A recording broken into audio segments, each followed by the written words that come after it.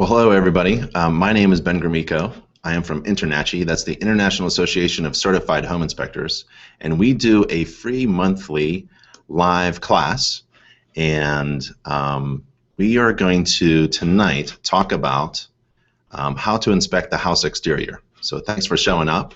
And if you have any questions, we'll have a link to our online forum so that I can answer your questions and you can share thoughts with everyone else.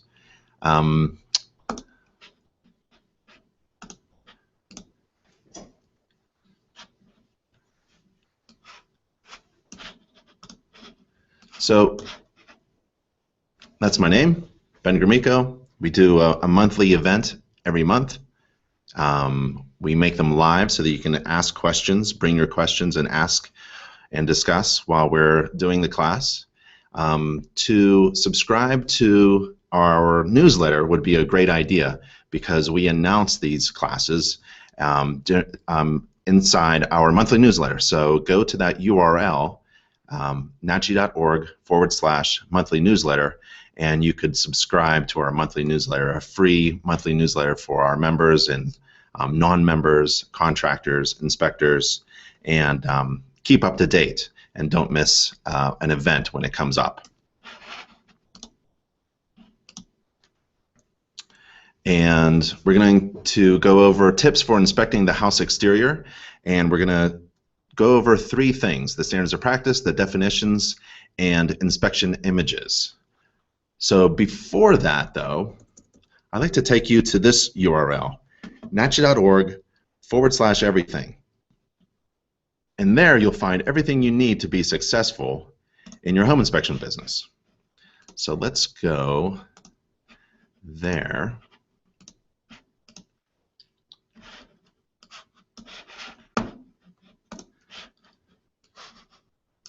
Move some things around. So if we go there at nachi.org/everything, there you'll find everything you need to be successful. Let's open this up a little bit bigger. You can play the short video about what InterNACHI offers, but it's simply a checklist. It's a page, and you can scroll down this page, and it's a checklist of things that you can do to be successful in your home inspection business, and taking advantage of all of the free benefits, membership benefits that we provide. So first, you have to figure out where you're from. So if you're from one of the United States or Canada or another country, you click that link, and then we have a state-specific or province or country-specific page just for you. And after you join as a member, you'll have access to everything you need to be successful, including free, unlimited access to all of InterNACHI's online training.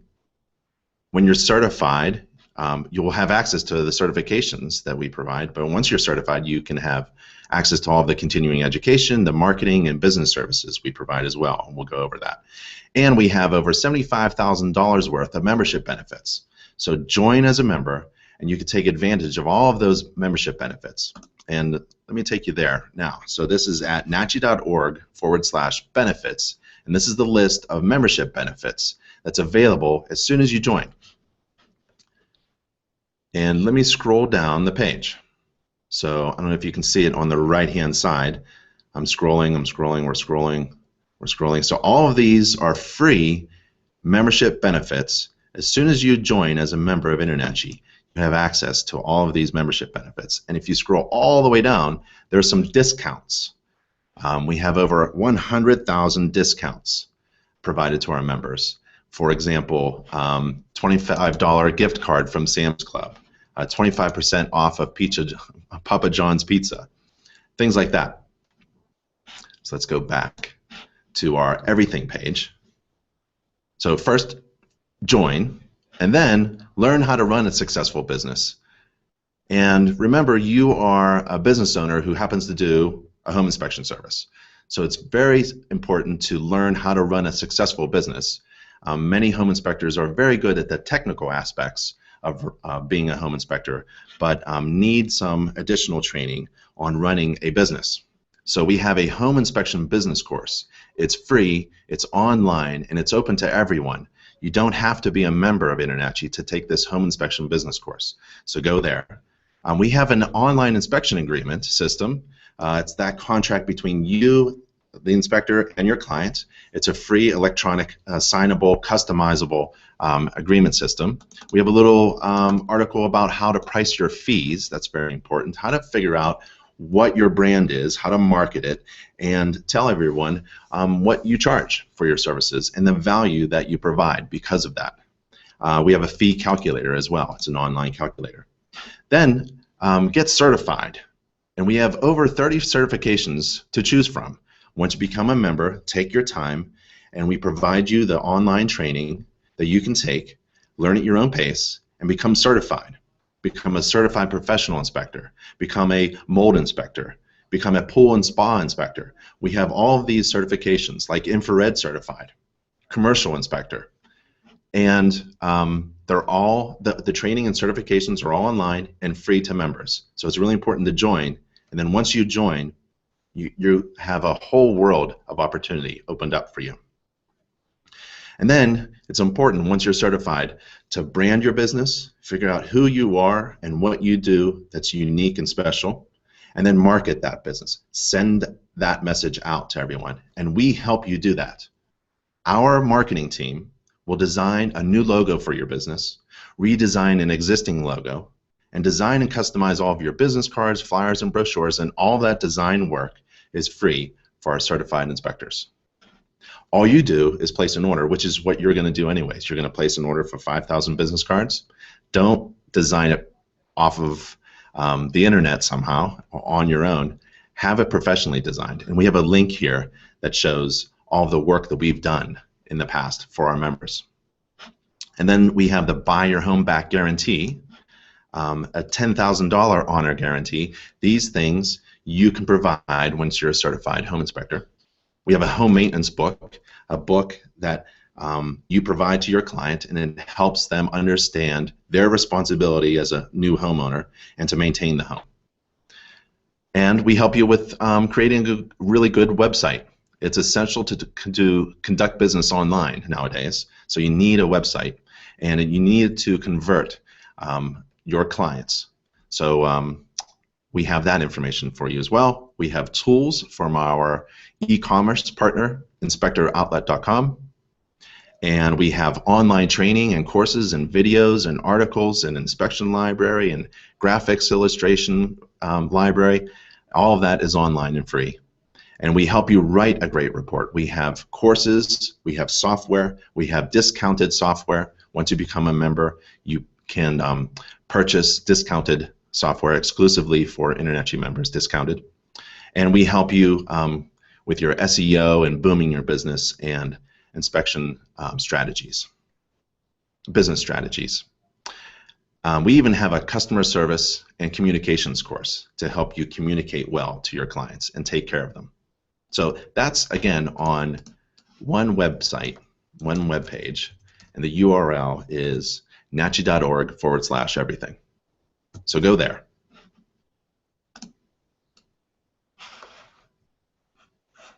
But right now, let's continue with our live class about how to inspect the house exterior. And we're going to go over three things. I want to tell you three things. Standards of practice. We're going to go over some definitions and terms.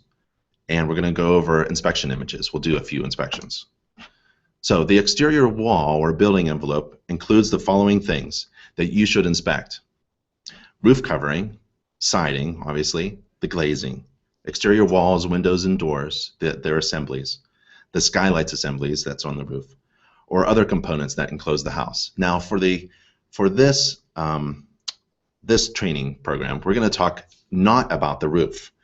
The house exterior, we're going to talk about everything other than the roof, because in our standards of practice, we've separated those two. So when you're performing a home inspection, you want to perform it according to a standards of practice, and the international standards of practice for performing a home inspection is at nachi.org/SOP. Don't worry if you can't figure out all these URLs. You can find it online and use our search engine, or you can email me and I'll help you. So there's the standards of practice, and if you scroll down to the exterior section, it's separated from the roof. So prior to that, the standards of practice here is broken down to these systems: roof, exterior, basement, foundation, and crawl space, heating, cooling, plumbing, electrical, fireplace, attic insulation and ventilation, doors, windows, and interior. So the roof and the exterior, even though they're part of the building envelope, we're going to separate them, and we're going to just talk about the exterior. So let's do that now. And the standards of practice require an inspector to inspect the exterior wall covering materials, flashing and trim, all exterior doors, adjacent walkways and driveways, stairs, steps, stoops, stairways, and ramps, porches, patios, decks, balconies, and carports, railings, guards, and handrails, 3 separate things, eaves, soffit, and fascia, a representative number of windows. For example, the second floor windows, I can't reach them. I can look at them from the ground. I'm not required to get a ladder and step up to the second floor or third floor windows. And the vegetation, surface drainage, retaining walls, the grading around the property where it may adversely affect the structure, especially related to moisture intrusion. So that's the standards of practice, briefly. And so let's go. Trying to move my windows out of the way, but I need them open. So that's the exterior wall envelope. The primary function of siding, that's one of the components that we need to inspect when we're inspecting exterior, obviously, is to protect the structure from the weather, particularly rain. The exterior wall envelope can be a weak system. Exterior walls should provide the building with a weather-resistant exterior wall envelope, but oftentimes it doesn't have that. Siding failures often result in water intrusion and major structural damage over a large section of the house. So a small component that fails in the siding may result in a disproportionately greater structural damage. One little joint that's opened up, maybe a piece of kickout flashing, at the end of the gutter where the roof comes down and meets the siding, the stucco siding, or a crack in the stucco, or a missing flashing over the door, the header flashing, or an open gap where the ledger board is attached to the house. These can result in major structural damage, one small little component. So you need to inspect in detail and think of also a whole house approach, because the exterior system and components of the exterior are interdependent with other systems and components of the house. Common sources of moisture damage include the roof and flashing. We'll just touch briefly on that tonight. Gutters and downspouts, soffit and fascia, landscaping and grading, it's really important, windows and doors, and siding joints, intersections of the siding. So let's go over the roof real quick. Let's do an inspection. Let's do a few. So the exterior includes the roof, but we're not going to think of the roof system because the standards of practice separate the roof from the exterior. But I go up on the roof as best as I can. You're not required to walk upon any roof surface according to the standards of practice. But flashing is up there. And this is a good lesson about how two systems can be interrelated. The flashing joint is in between the roof system and the chimney. And that chimney could be a wood-burning fireplace. It could be the heating system. It could be decorative. But the flashing in between those two is part of what you need to inspect when you're inspecting the roof and the exterior in general. And there's flashing around the vent pipes, any penetration. But the chimney itself, the flue can cause moisture damage, can provide a pathway into the interior of the home and the building wall envelope. The ventilation as well. The vents on the roof can affect the interior of the house. The attic may be inadequately ventilated, for example, and cause mold and moisture problems. And the gutters, well, now we're coming to the edge of the one system into another. So the gutters collect, obviously, runoff of water from the roof, but they also direct that water to the exterior. And so this is the source of a lot of water problems. This is where it all begins sometimes. With clogging, like this gutter is clogged, can cause ice dams, and ice damage is moisture intrusion into the house interior. Or it could allow the water to collect into the gutter and spill over, and then now that water is not controlled and it runs down the siding. So when I do the inspection, I really start with the gutters. The inspection of the exterior, for me, starts with the gutters. And these gutters are obviously filled with debris. Some of these gutters on this particular home were covered with some screening, which is great. And the soffit and fascia is inspected. Now we get to the exterior, really. But when does that start, and when does the roof start, stop, and where does the exterior begin? So these additional roof planes, I like to inspect them all, and you can see that, like here, I'm inspecting all the systems. There's the exterior trim, there's exterior siding, there's flashing, there's joints, and there's the roof covering materials as well. So when you're doing one system, using a whole house approach, you understand that you keep your eyes open for the connections in between systems and components. They're interdependent upon one another. So there's the flashing in between the two systems. And here, there's a joint. So I want to make sure that I'm inspecting the roof and then moving slowly towards the exterior siding. And I like to see water resistant or waterproof joints flashing. So we have capping over wood components, and we have siding installed. But the siding, I think, was installed after the house was built, much later, because the siding is above the capping. And so there's an open joint and an opportunity for water intrusion right there. It's loosely installed, so I can see that the original trim is behind the vinyl siding here. And I got that from the roof. So when I'm coming down to the exterior, I already know, I have proof that this siding was installed much later than the original. And so I walk around the house. I'm doing the house exterior. I have a pattern that I set up, and I walk around the house once, twice, sometimes 3 or 4 times. The first 1 or 2 times will be with my client to tell them in general terms what's going on in the exterior, but to produce a really good inspection with good data and write a really good report, I'll go around the house once or twice just by myself. And I'm taking a look at everything, where the roof intersects with the siding exterior, and looking for different materials. So I have vinyl siding, and now I have stucco, traditional cement stucco over a masonry structure, and you can tell that by feel and sound. And also have different materials like wood siding materials with trim, and this siding material is deteriorated. The paint needs to be touched up.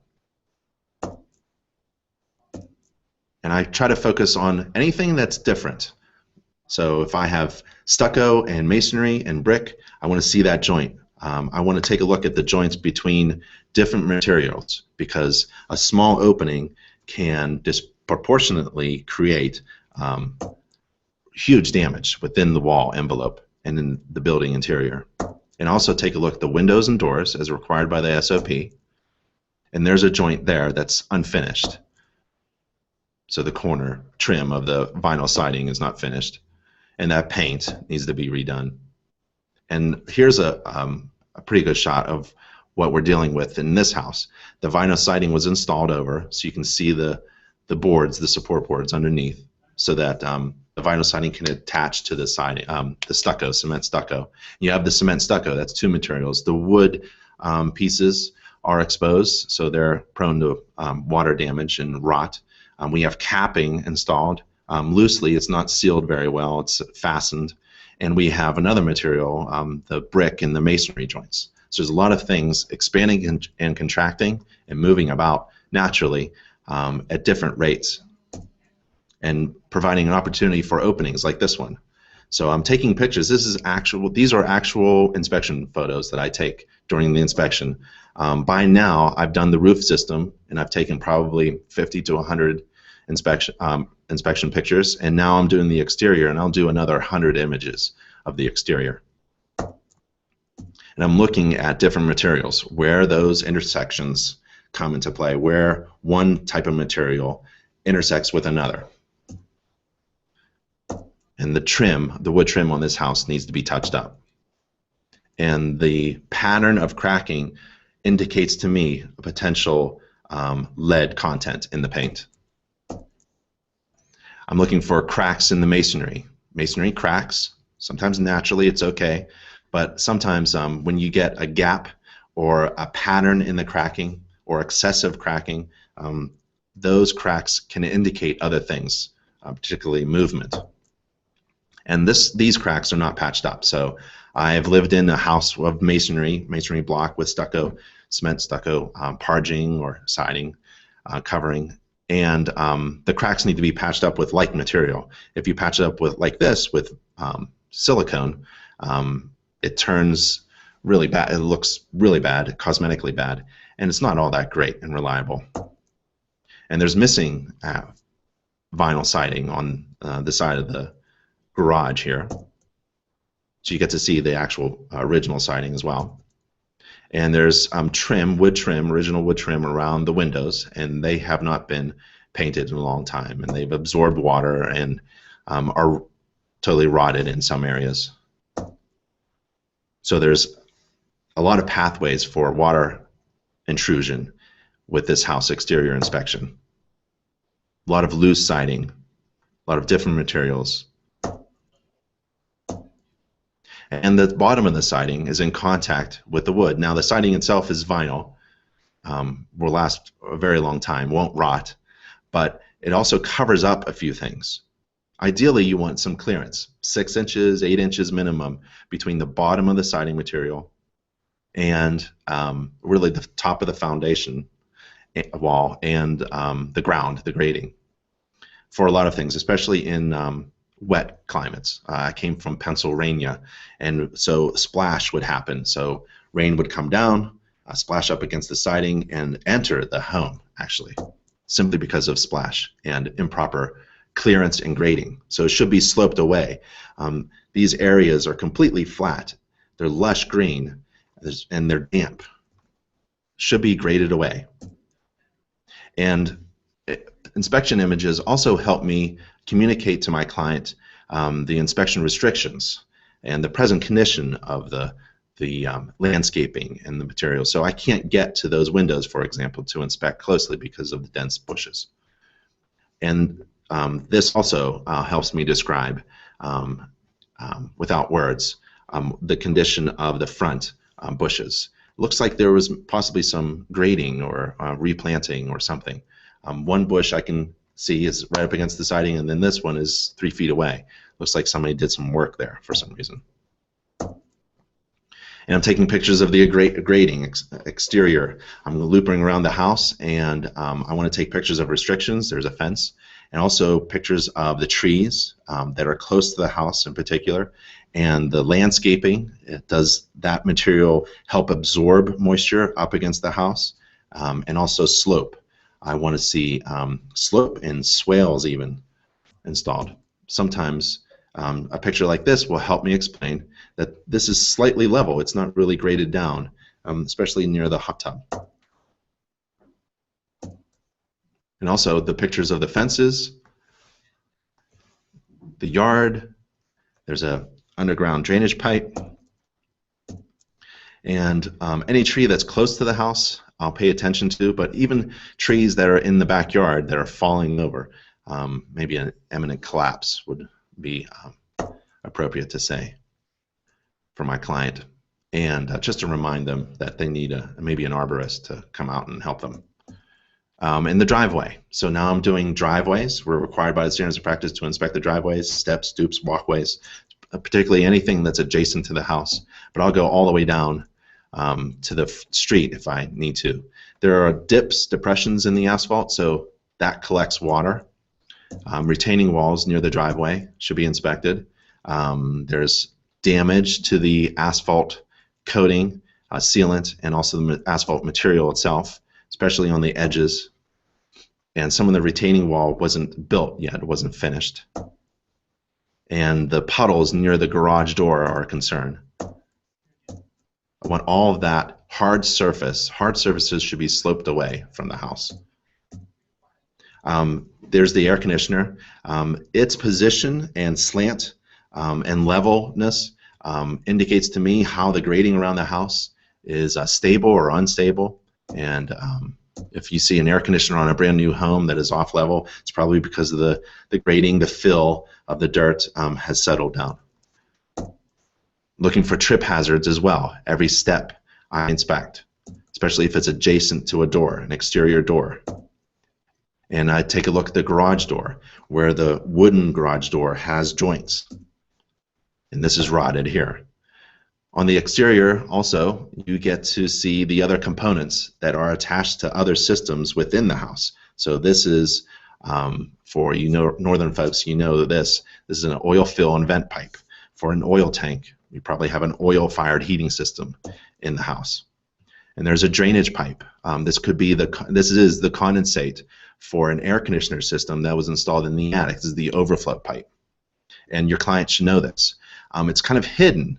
So if this is the overflow, that means that there's a condensate leak of some kind, and it's filling up the catch pan, the water catch pan in the attic, and it should be draining away. But it's really not conspicuous. You won't be able to see it. So ideally, you would see a water leak coming from the catch pan when you pass around the house. This is kind of hidden, so it could be leaking. No one would know until something else happens. I don't know what this is, some kind of component attached to the wall, old antenna possibly. The water pipes that come through the house building envelope, that could be a pathway for insects, vermin, water as well, and that's not a frost-free hose bib either. So that could freeze and burst in the wintertime for northern climates. The electric meter, I like to grab it gently and give it a little tug. It should be securely fastened to the wall. This was replaced, so from a 100 meter to a 200 meter service. That's great. The grounding wire also penetrates the wall envelope, so again, that could be a pathway for water penetration. And the conduits, the electric lines going into the conductors going into the service line going into the house. That's also sometimes a pathway. Sometimes I find that the line brings water into the electrical panel in the basement, but there wasn't any water penetration there. So the frost line, frost-free hose bib should be installed. The water hoses, the spigots, the seal cocks should be improved. It's not a defect, but they could freeze up in the wintertime in this northern climate. When I'm inspecting the exterior wrapping around the house, I've got this discharge pipe. So I have to figure what this is. Is it a sump pump? It is. Or it could be something else that some homeowner is trying to do, a Band-Aid fix on something. Well, it was attached to this sump pump in the basement. And the basement had water problems, intrusion, had a concrete block wall. And you can see just in this area that there's water intrusion coming into the home. And when I see water penetration intrusion into the basement, crawl space or house interior, I think of what I just inspected in the exterior, starting with the roof. And remember, this house had gutters that were just filled up and grading problems. So the gutter spilled over, the grading is bad, and water tended to come into the basement. And this sump pump is not properly installed. It's simply a pump, submersible pump with a float, but it's in a dirt hole, so it's going to get clogged up, filled with mud. It's not reliable, not professionally installed. They have a temporary flexible hose installed for the discharge. It looks like it was detached from the other hose that was installed, discharge pipe. Inspection restrictions in the basement. Indications of moisture intrusion would be the underside of the oil storage tank for you northern climate inspectors. We store oil in tanks, large tanks, in the basement or crawl space, sometimes outside. And the bottom of those tanks, they're made out of metal. They could rust, and the legs could be rusted as well. My moisture probe, it's simply a moisture meter that gives an audible sound and a visual indicator light. It doesn't quantify anything. You can test it by licking your fingers and touching the two probes. It's just like a handheld moisture meter. I'm not quantifying any moisture content. I'm not measuring anything. It's simply, I'm looking for anomalies, patterns. It's qualification, not quantification. So we have a moisture problem here. The carpet is wet, and they have a dehumidifier as well running. So when you're inspecting the house exterior, think of a whole house approach, where a house is a system of interdependent parts. When you affect one, you affect many others. So let's do another inspection, keeping that whole house approach in mind. So there's a house. The exterior includes the roof, but according to the standards of practice, we're going to split those two systems. But I inspect the roof. You do not have to walk upon any roof surface according to the standards. I tend to. I was in construction all my life. I installed roofs and repaired roofs and built houses, so I'm kind of familiar with walking upon a roof. But for me, the exterior starts at the gutter. Once again, this gutter is clean, and you have to think about how water hits structure. So it hits it in a direction sometimes, and think of while I'm inspecting, I'm up on the roof or at the gutter's edge, and I'm thinking about how water runs off. How does water run off this roof surface? It's not waterproof. No roof is waterproof except for a flat roof. They're water resistant, really. So sloped roof, water resistant. Look for joints, opportunities for water to penetrate in. Look at flashing areas. How does the water fall off the edge of the roof? Is it collected in a gutter or not? And then how does it go down the drainage? The exterior wall, is there a drainage wall? Is there a way for water to drain on the surface? And if it happens to enter the vinyl siding, say, how does it drain away from the, if it happens to enter a wall assembly, is there a way for water to drain out? Look for joints where the deck attaches to the house. Light fixtures, flashing at light fixtures. Where the foundation is, there should be some flashing area, or drainage pipes. So you need some site drainage. Things should be sloping away from the house. So think of water going down and hitting a window, for example. There should be two pieces of flashing at least, where the header is and where the bottom of the window is. Okay, and this illustration you can actually use in your inspection reports for free. Members can use a ton of illustrations for their inspection reports, and they're all at nachi.org/gallery. So we have different types of siding materials on this house. We have capped, aluminum capped pieces of wood and stucco applied in between that trim. The capping is not on top. The trim is not on top. It's in between. So all of these areas along here are open joints that need to be sealed because two different materials, expanding and contracting. Here's a good sealant job there between the two materials. And these are actual inspection images. I'm not adding extra just for this training program. This is what I take a look at. Everything I take a look at, I take a picture of.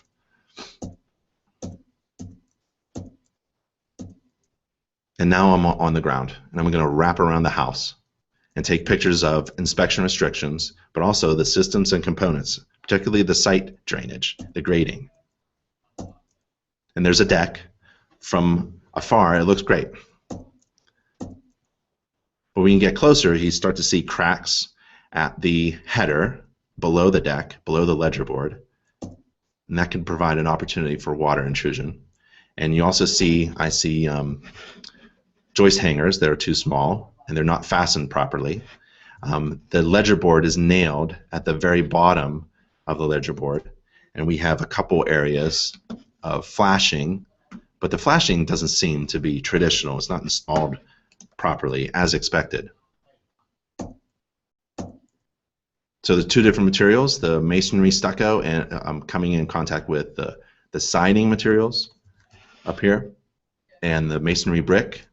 It's a great opportunity to inspect and find and focus on a particular component or an opening or a failure or a potential failure.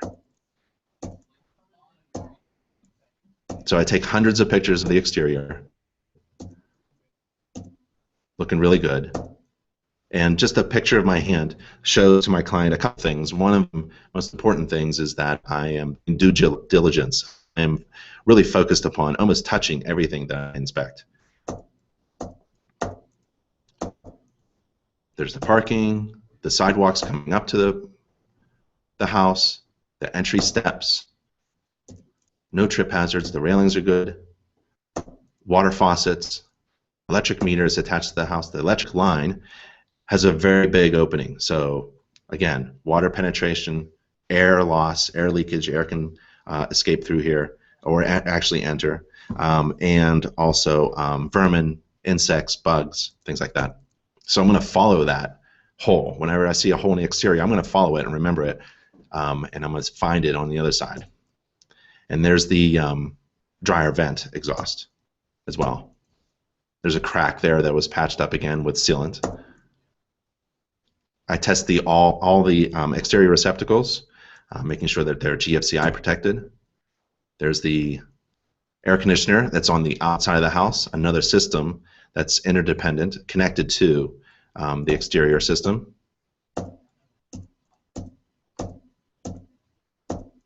Discharge pipe for the condensate from the condensate pump on the inside of the house. It should be discharging far away from the house. This one is not.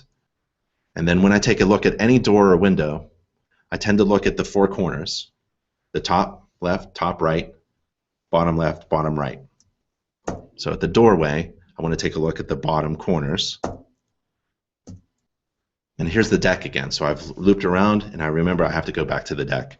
I want to take a look at the deck. I'm a certified deck inspector. We have a couple really awesome online training courses free to members about how to inspect a deck, residential and commercial decks. We also have a guidebook as well, a field guide, and a textbook. So the ledger board is nailed, but it's also fastened with these countersunk lag screws. So I'm not all that happy about that. When you countersink, you really reduce the structural integrity of the ledger board. And this one, it's 1.5 inches thick, this ledger board, and it looks like it's going down about 1 inch. So it's really only holding on about 1/2 inch of material, and that's not what you need. So this is improperly installed. You have a few of them here and there.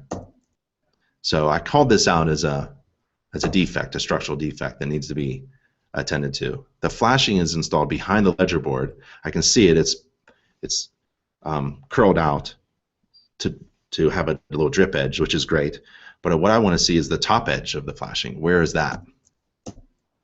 The posts, the railings. There's the basement. There's now I'm on top of the deck, and I'm looking at the door into the house kitchen from the deck. And my focus is at the ledger board and the flashing, and I don't see any flashing installed. I see the siding, but I don't see the top edge of the flashing. So I'm concerned about the ledger board flashing at this ledger board fastening. I physically move my hand on the deck rail. It should hold 200 pounds in any direction. The spindles should not be spaced more than 4 inches apart. I don't care when this house was built, really. I'm focused on applying modern safety standards to the current house condition. That's what I do for my family, for my clients who have small children especially. So we don't want them to fall through because of that spacing. So the deck boards are okay. A couple more pictures. Crack at the window, trim, no big deal. And then I immediately go down into the basement, and I want to find that ledger board area because I'm focused on it, because I don't think it was installed properly, and the flashing is up. And then I pull some insulation back, which is not required by the standards of practice, but I pull it back so I can see things like this. And this is mold and water damage and indications of water intrusion at the ledger board. So this is the area above the foundation wall where the ledger board and the deck is attached to the house. And so the siding materials are rotten, water intrusion. So something's going on. So in my inspection reports, I use words like imminent and shall. Imminent means will occur at any moment, and shall is a definite intention or obligation. So this deck shall imminently collapse is a phrase that I often use when I find decks like this in poor condition. There are many deck collapses. Google search for deck collapses, and you'll see it's a serious issue that we home inspectors should be aware of. And be strong in your inspection reports. You know, that deck, my clients are in love with the dream home that they found, and they're going to fix anything that I find in an inspection report because they're going to buy that home. I rarely can say anything. There's hardly anything I can say to actually kill a deal. That is a myth that home inspectors kill deals. It's really all about being strong in your inspection reports. Don't throw any softball punches, and don't hold back any punches, and use words that are strong, especially if you find a deck that you think is not safe. So we have a really good video, training video about how to inspect a deck, and it's at this URL, which is really long. So if you can email me, I'll reply back. But it's nachi.org/deck-inspections-video-course. nachi.org/deck inspections video course with hyphens in between. And here's the attic. So I'll show you what's going on with the attic. This is the same house, right? So I go up in the attic because systems are interdependent upon one another, using a whole house approach. So I go up in the attic, and there's mold in the attic, and that's possibly because of several things: ventilation issues, and also I want to know what that water intrusion is. It a roof leak? Do we have moisture and condensation problems? Or does the whole house fan not work? And the bathrooms are exhausting into the attic.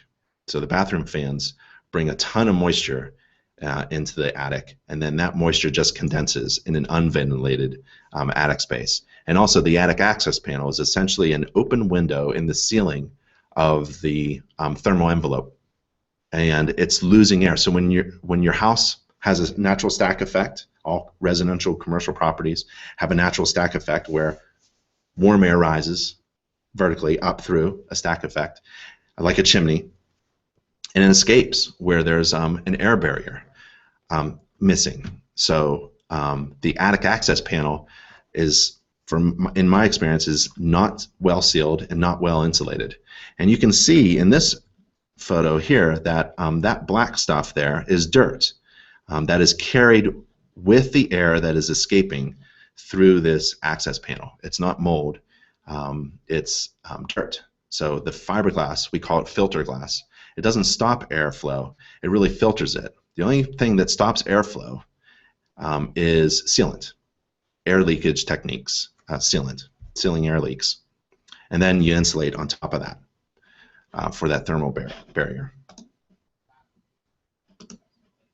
And you know, when one house leaks air, that is conditioned air that is leaking, and that's losing money essentially. When something leaks, it's losing money. Just like ducts, old existing ducts that are not mastic sealed, they're leaking air, and so when ducts leak, you are losing energy and losing money. Let's do another inspection. So here's one here, townhouse.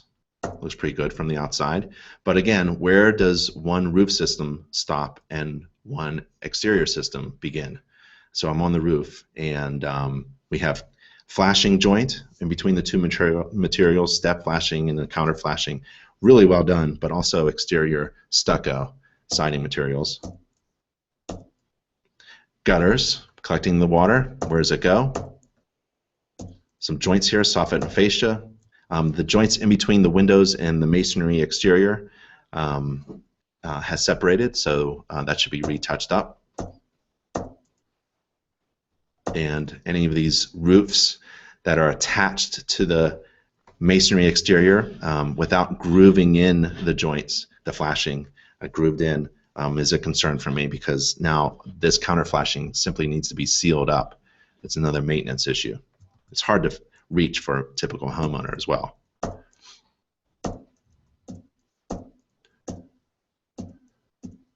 Going through, the exterior looks great. They repaired a trip hazard at the front walk. Front door, I take a look at the bottom corners, make sure they're in good shape. Look for trip hazards.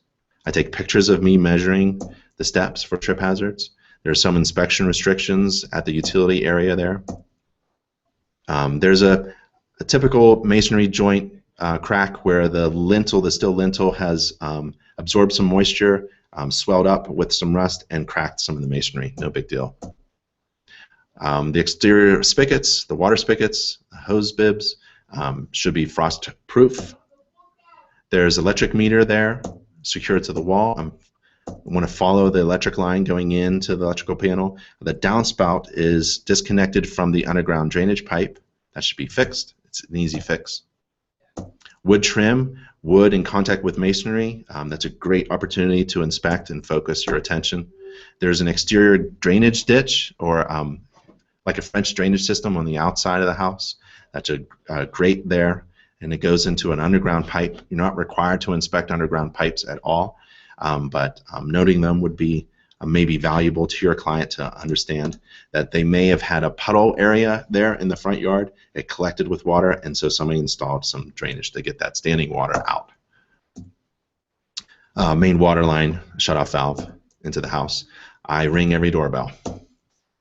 Now I'm on the deck. Deck floorboards look great. However, the deck itself, the structure itself, actually sways back and forth. So that is not good at all. It's missing a diagonal brace. Triangles are stronger than squares. So a lot of decks are built like a square, and that square turns into a parallelogram as it swings back and forth. But I actually go on the edge of the deck and I do a little dance to see if I can get the deck to move. I'd rather have the deck move with me than with my clients having a party on the deck. I check all the railings, force them to move. And the floorboards, not great. They're splintering a little bit. Might be hard on bare feet. The spindles are spaced too far apart against modern standards. Should be fixed. I test all the exterior receptacles. Deck receptacles should be GFCI protected. Check the siding while I'm there. So I'm standing on the deck and I'm looking at the door, the slider door. I want to take a look at the top corners, the header flashing, and the bottom, especially where the deck flashing is. The ledger flashing is really important when you inspect a deck. And I'm having a problem with the ledger flashing because I can see it's loose. It's loosely installed. Wasn't installed properly with the installation of the slider door. So I can actually grab the top edge of the ledger flashing and pull it away from the house and see that water can penetrate and has penetrated behind the ledger board flashing and has damaged the structural components of the house. The framing of the house is now damaged because of the ledger flashing. And when that connection is weak, that means the fasteners that hold the deck to the house are weak and are not reliable, and a deck collapse is imminent. So there's a really good shot. Somebody tried to fill up that area with some silicone, but it didn't work. It's not properly installed, the flashing, and that's some board insulation from the structure of the house that I'm pulling away. There's a money shot. There's my Husky screwdriver poking through the ledger board, the framing of the house. It's completely rotted away. And now I can push through my screwdriver through the ledger board area into the house interior. So that's not good. Second thing is the deck floorboards are not fastened properly. They have metal joist hangers on the ledger board area, but on the other side, it's actually pulled away. So you have one or two nail fasteners, but the board has separated from the ledger board on the outside, and so they're simply hanging in midair. All of these boards are simply hanging in midair.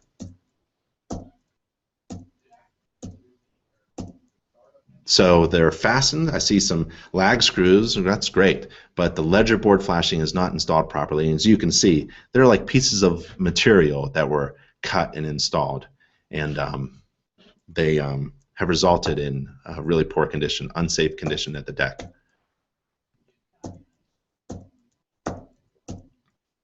Exterior drainage, the downspouts, there's where they go. The house had fill and a very steep slope, so they built a retaining wall past the fence. There's that retaining wall. Looked in pretty good shape. There's the air conditioner on the outside of the house. Frost-free hose bibs are needed. That's a dryer or bathroom exhaust, so I have to remember, that's back there. And then here's the other side of that ledger board flashing. This is from the basement, above the foundation wall, through the truss, floor truss system, moving insulation with my hoe. It's a hoe. It's a 3-tine hoe. One of the tines is curled a lot, one is somewhat, and one is straight. So I can poke, and I can curl, and I can pull with this extendable 3-tine hoe. And I move insulation. You are not required, again, according to the standards of practice, to move any insulation, but I do, particularly if I'm aware of a condition that needs to be further inspected and evaluated. And here's one of the problems. You know, the lag screw doesn't even hit a structural component of the framing. So that is how to inspect the house exterior. Hopefully I gave you some tips on how to do that. And again, if you want to know everything of what InterNACHI has to offer, we made a web page. We didn't put everything there, but a lot of the important stuff. And it's at nachi.org/everything. So go there.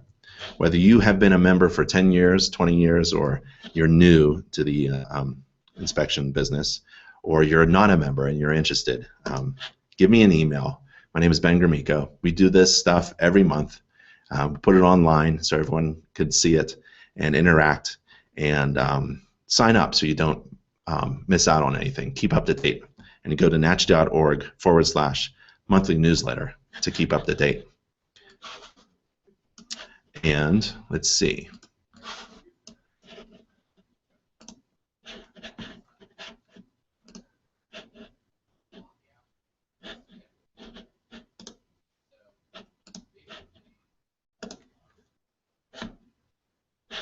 And let's see if I have any questions. I don't think I have any questions from everybody. So we are going to